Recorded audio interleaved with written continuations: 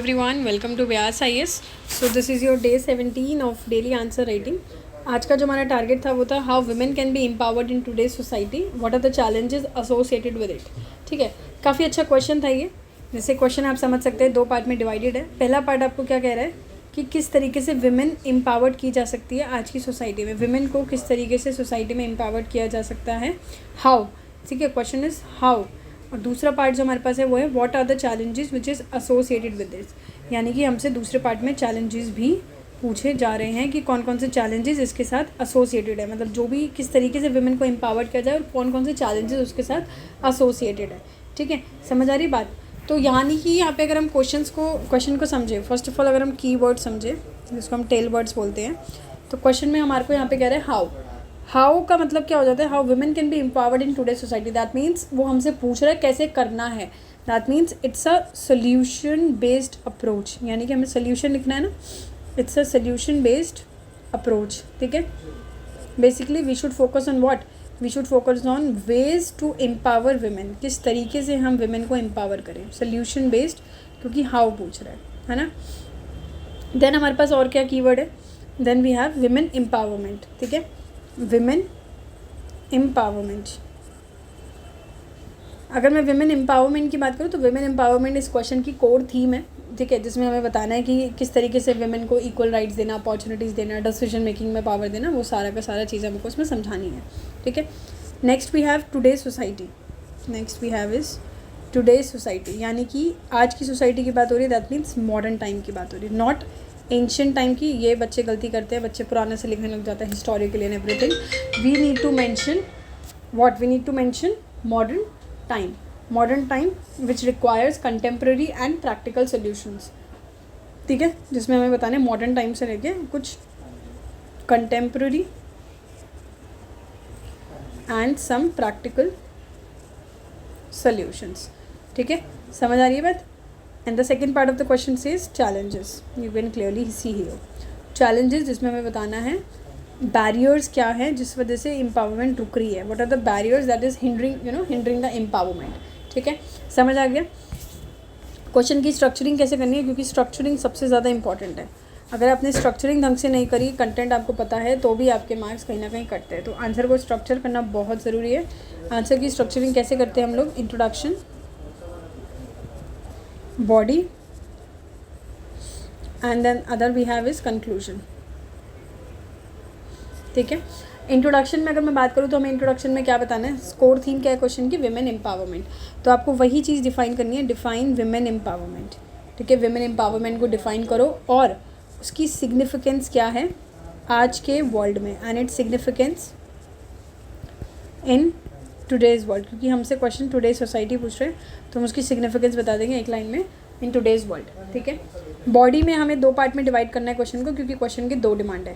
पहला डिमांड क्या है, वेज बताने, सोल्यूशन बताने हैं टू एम्पावर विमेन, जिसमें आप इकोनॉमिक, सोशल, पॉलिटिकल, लीगल, इस तरीके से आंसर को डिवाइड कर सकते हैं, हेल्थ वाला भी डाल सकते हैं। देन सेकेंड पार्ट में चैलेंजेस बताने, चैलेंजेस बता दो वुमेन्स को क्या फेस करने पड़ते हैं, जैसे patriarchy, economic dependency, safety issue को लेकर रहता है, पॉलिटिकली भी हम देखते हैं अंडर रिप्रेजेंटेशन रहता है, सेम तरीके से हम चैलेंजेस बता सकते हैं। And then we have a conclusion, conclusion में आपको समराइज़ करना है, कलेक्टिव एफर्ट्स बता दो कि किस तरीके से ओवरकम किया जा सकता है चैलेंज। ठीक है, एंड इक्वालिटी किस तरीके से इंश्योर की जाती है। ठीक है, 150 मार्क्स का क्वेश्चन है, आपको पता है कि किस तरीके से आंसर को लिखना है ना। अगर मैं बात करूँ जैसे अब इंट्रोडक्शन की, इंट्रोडक्शन में आप 2 से 3 लाइन लिखिए, जैसे कि लाइक फॉर एग्जांपल हमें विमेन एम्पावरमेंट के बारे में लिखना है, तो आप इस तरीके से लिख सकते हैं कि women empowerment is essential for a progressive and equitable society. It ensures that women have equal opportunities in education, employment and even decision making, which contributes to the social and economic development. Clear? Body इतना ही सही लिखना है, छोटा सा छोटा लिखो, 3 line बहुत होती है. Then we have to write ways. Ways में आप क्या क्या लिख सकते हैं, किस तरीके से वुमेन को एम्पावर किया जा सकता है, कैटेगराइज कर लो. जैसे कि इकोनॉमिक एम्पावरमेंट लिख दो, इक्वल पे से, एंटरप्रेन्योरशिप सपोर्ट, वोकेशनल ट्रेनिंग दे दिया इकोनॉमिकली. ठीक है, देन एजुकेशन में हम कर सकते हैं एजुकेशन और अवेयरनेस में कि यूनिवर्सल एजुकेशन कर दो, वुमेंस के लिए, गर्ल्स के लिए भी compulsory, financial literacy, legal right awareness वगैरह फैलाओ. पॉलिटिकल पार्टिसिपेशन हम लिख सकते हैं, पॉलिटिकल पार्टिसिपेशन की रिप्रेजेंटेशन बढ़े, जेंडर सेंसिटिव पॉलिसीज़ आए, लीडरशिप ट्रेनिंग आए, है ना. Then we can write social cultural and reforms, social and cultural reforms.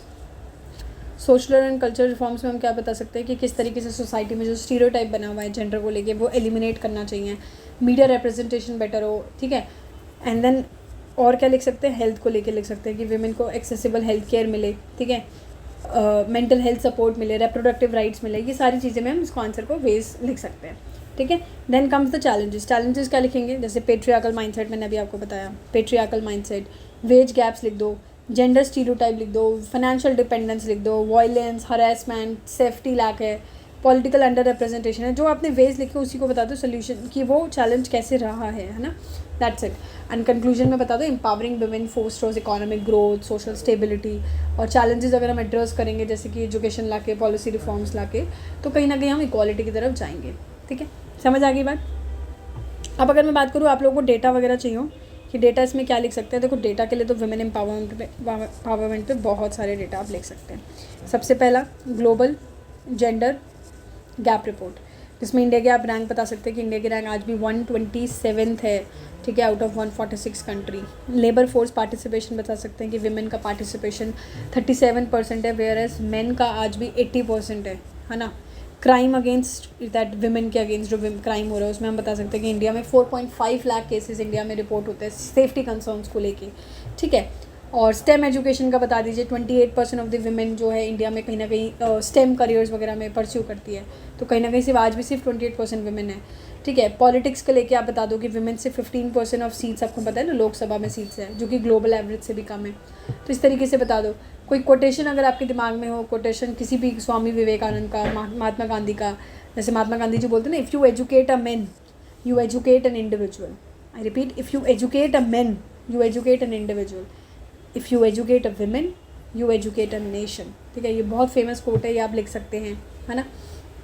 Examples अगर आपको देने हैं तो कोई भी गवर्नमेंट के इनिशिएटिव्स के एग्जाम्पल दे दो, मुद्रा योजना, सेवा वाला आप बता सकते हैं। द्रौपदी मुर्मू का बता दीजिए पॉलिटिकल एम्पावरमेंट में कि किस तरीके से द्रौपदी मुर्मू ने, she is the president, first tribal women to become India's president, ठीक है। सोशल कल्चरल में हम बेटी बचाओ बेटी पढ़ाओ कैंपेन लिख सकते हैं, स्कीम जो आई थी, है ना। और India's first female fighter pilot के बारे में भी हम बता सकते हैं, कुछ जो फेमस हमारी फर्स्ट वुमेन्स है, जो हमने एक बार प्रोलीप की सीरीज़ में किया भी था, जो मिशन यूपीएससी 2027 का पार्ट है, जिसमें हमने फर्स्ट वुमेन वाला पढ़ा था, कौन कौन से फर्स्ट हैं इंडिया में, है ना। वो चीज़ आप इसमें यहाँ लिख सकते थे, ठीक है। और इसके अलावा तो इतना इनफ रहेगा इस आंसर में, आपका ये आंसर पूरा हो जाएगा इतनी देर में, ठीक है, 150 वर्ड्स में। तो इस तरीके से इस आंसर को लिख सकते हैं और बहुत बेटर बना सकते हैं। काफ़ी बच्चों ने अच्छा आंसर्स भी लिखा है, मैंने रिकमेंड भी किया होगा कुछ कुछ की कॉपीज़, आप देख भी सकते हैं, ठीक है। सो मिलते हैं नेक्स्ट लेक्चर के साथ next day. Thank you so much.